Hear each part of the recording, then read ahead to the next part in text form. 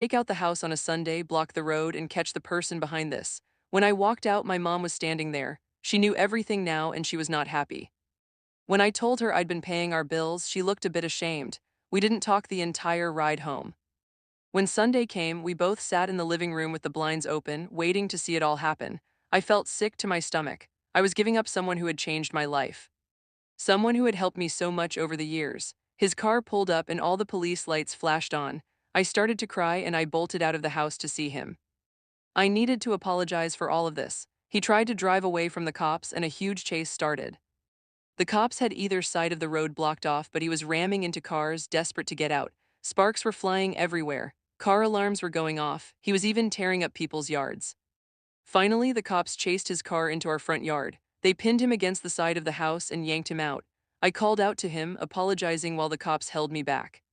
Then the cops ripped off his mask and my world fell apart. I recognized the man underneath the mask. It wasn't one of my mom's ex-boyfriends. It wasn't a neighbor. It was my dad.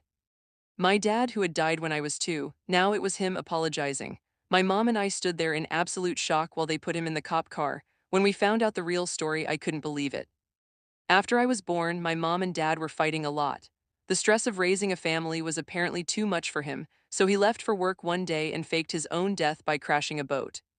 He had a float with him to get to shore, and that's when he started a whole new life. He couldn't get a job without an ID, so he started making counterfeit money to get himself by. By the time he realized how unhappy he was and how much he missed us, he thought it was too late to come back. Instead, he watched us from a distance. He knew about my mom's issues, so he gave me the money to take care of us. He had watched every birthday party, every game, every trip I had ever taken, and now he was going to jail for 20 years. Now all the money I had was gone and I was poor again. I can lie and say I'm happier now without the money, but I'm not. And I also lost all my friends because everyone thinks my father is a mob boss. But yesterday, I received a mysterious envelope with a ton of cash inside, and to be honest, I don't know what to do.